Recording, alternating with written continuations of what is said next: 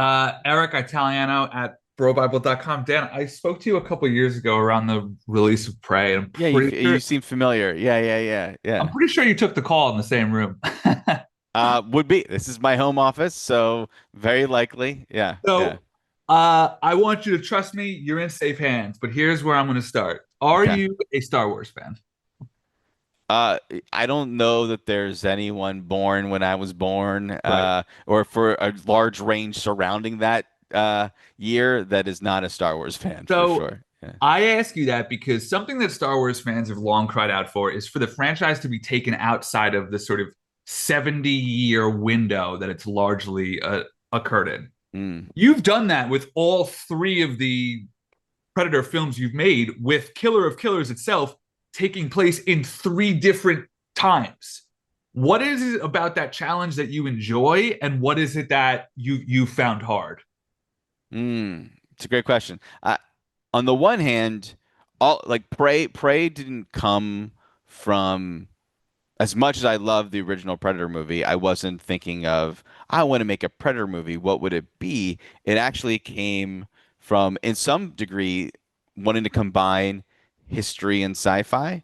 And I just feel like that's a combination that doesn't happen as often as it could, and love the idea of seeing visual effects in a different time period, literally from that visual sense, and all of that, stirred in the soup of all the other things I was chewing on and wanted to tell underdog stories and movies with limited dialogue and all that. So protagonists that we don't normally see. Um, so that's just it's just an inclination of mine. I kind of like um, the combination of history and sci-fi just in general, as well as stories. I mean, this one of the secrets of Prey for me, and maybe we spoke about this years ago, was that she already was in a story filled with conflict and drama before the Predator even showed up. But when the Predator shows up, it is not a total swerve curveball. Now chocolate and mayonnaise, it's chocolate and peanut butter. It's oh, the Predator is a creature that is looking for the alpha. And here's a character who is trying to prove themselves as alpha. And the Predator doesn't see her as it. Like it, each story is amplified. Each element of the story is amplified because of the franchise, because of the IP. Um, and so we were seeking the same thing here. That our characters were on a journey, three times over now, but our characters were on a journey that was already compelling dramatically. There's action in them, completely separate from the Predator. And then it shows up and everything gets amplified. And then they're really put through a gauntlet. I'm gonna jump ahead here because you lead me into a point I have, and the way that you just explained it and how you came up with Prey gives me an idea of when this moment might have been. But can you talk to me about the light bulb aha moment when you realized that these films could be an exploration into warrior culture?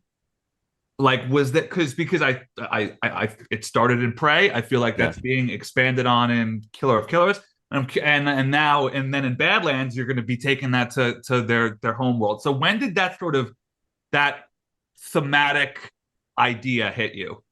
It was kind of in what I was just saying. Well, I mean, I I was I I was trying to for Prey, I was trying to think of um making a story that was told mostly through action, and then that led to okay, Survivor story, and then I was like, but how are we going to care about it so it isn't just action? And I thought, oh my God, if we took the engine of a sports movie, an underdog story, and infused that, okay, so someone trying to prove themselves, what's a character we don't normally see, so that it could be a really special experience. Oh my gosh, what if someone Comanche, and so. Um, and then what are they pitted against? And having sci-fi and history on their brain, what can that character be pitted against? Oh yeah, there is this creature that is unlike any other. It's unlike the xenomorph. It is unlike Jason or Michael Myers. It actually has a code, um, and kind of like a hitman movie or a mob movie. It's like a bad guy, but with the code, with the culture that's been alluded to from the very first movie. That was the captivating thing, is that it wasn't just a horror character, it was an action character, and the design wasn't really as scary as it was cool to me. I mean, it's sci-fi, the greatest game, right? Or the greatest Most hunt. dangerous game. Yeah. Yeah, right. So it's a very primal story, and the idea that this advanced kind of sci-fi uh villain per se would have this moral code is an inherently always fundamentally exciting Yes. idea. But to that Yes. point, given that this is I'd say before Prey, they had a bit of time of sort of landing on the right tone for these films. I think you found it again. But with that said, Killer of Killers is both a new medium and a new structural format for this franchise. So put me in the room when you came to them with that pitch. Um, I think luckily I had most of it together before I dropped it on them. Those being the studio, right? I mean, they certainly were, because Prey touched a nerve, and people really responded to it. They were down for more, and that's why I sort of figured out Badlands and Killer of Killers was just the realization, like, oh my God, they're probably going to ask, like, could we do more? What would even be more? Was not at all in my brain at all. And then. Um, and the multiple time period thing, I just really didn't. I If we were going to do Predator again in a different time period, um, I really did not want it to just be the what if exercise. I wanted it to be special. So spoke about the narrative draw for me of having the stories matter before the Predator shows up. The other part of that is just like, what's a ride we don't go on that much or haven't been on at all, which is a huge part of Badlands. My first movie, Cloverfield Lane, 10 Cloverfield Lane, was that, as well as like that movie has a form and a function that we don't often see in movies. And the way that it's structured and the way that its ending works, you know. Um, and Prey is certainly a tale we don't often see, and so the same thing for Killers was searching for that, and um, part of it was maybe we do more than one time period, and then the huge epiphany was, what if these tales are connected? So it really is one story you're watching, not three. Um, yeah.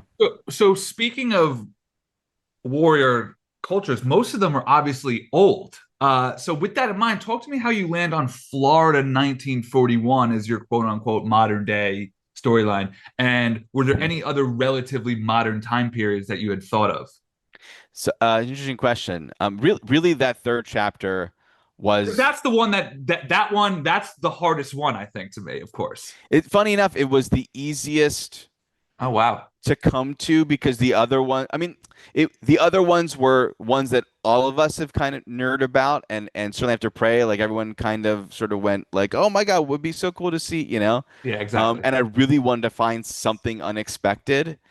And the light bulb for that was, oh my gosh, what if we just have a chapter that's almost entirely set in the air, and the Predator can function like he normally would on the ground, but this time solely from his ship. And what kind of toys that would bring, and that way that kind of battles, and what an underdog story of having limited means of what your plane could do in that time period, and so that really uh, that's where the story blossomed out of.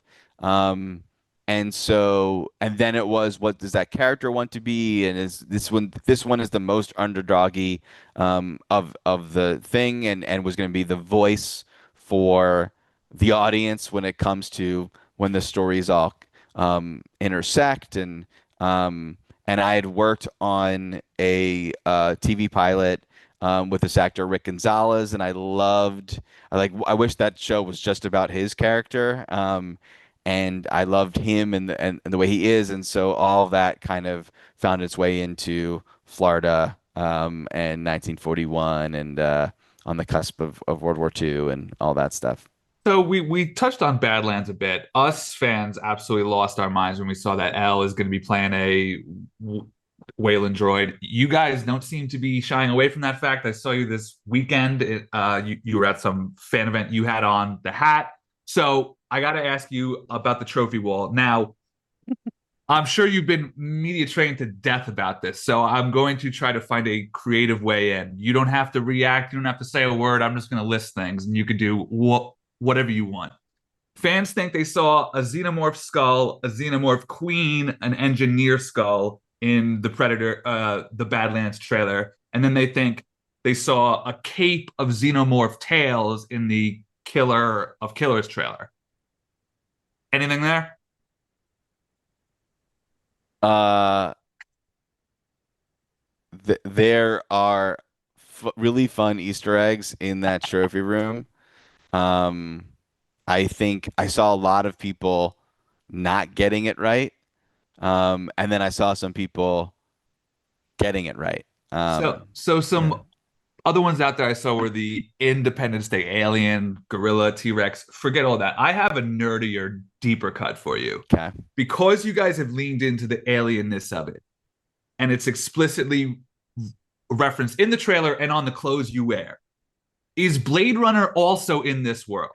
Because in Aliens, Dallas's bio says that he worked for Tyrell. Now, that's not something that's ever been expanded on explicitly in the story, but because of how much you guys are leaning into it, I had to ask if the Blade Runner part of it had ever come up.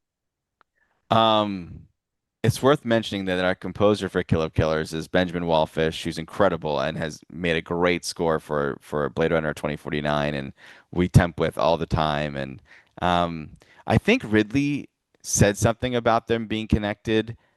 I personally feel that they are very connected. Steve Asbell, who runs 20th, I think feels differently. Also, they can never really be connected until they would be under the same movie studio. There is a bit of a difference in replicant and synth, Uh, um, but it's pretty muddy. Replicant, even in of itself, is kind of muddy yeah. in its and the way that we're meant to think of them. Um, and all of these can change per whoever's the author at the time. Yeah. But I've always certainly felt that they were very, um, at least spiritually, quite connected. So I'm glad you indulged me on that one. I've got to wrap here. I've got a real quick one about Badlands that's not as get us both in trouble. Talk to me about since the Prey and Killer Killers have both been about not underdogs, but these people can die. Talk to me about how you approach that challenge with Elle now being a synth. Um, I mean, really, the way we approach that challenge is less with L, and more with the main character in Gotcha. Deck than the Predator is Okay. that movie. The fun of Badlands is like all these movies I do that really have this tightrope is allowing the Predator to be a brute and a badass. Very, I see them as having a very Conan like Spartan culture. Um, and yet also making him the underdog in this story. So it's very much an inversion. He is the Arnold of the movie. Okay. Um, That's cool. Yeah. and yet Elle plays a character that is incredibly unique, not just for the franchise, but in all movies. Really fun idea for a character, and um, the way that they go on a journey together is really unexpected and fun.